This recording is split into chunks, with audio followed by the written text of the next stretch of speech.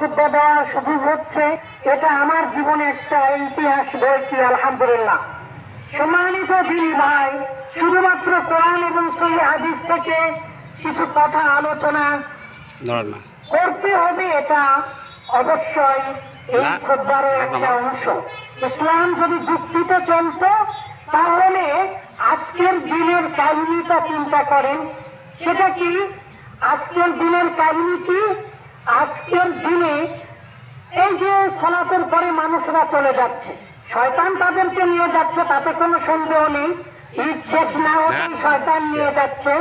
অন্তত পিছনে তাকান না, তারা লজ্জা পাবে। আমি যা বলছি একজন হাদিস থেকে প্রমাণ দিতে পারবো, কিন্তু যুক্তির কি, কাহিনীটা কি হিসাবে ঈদের দিনে সবাই আগে আসে।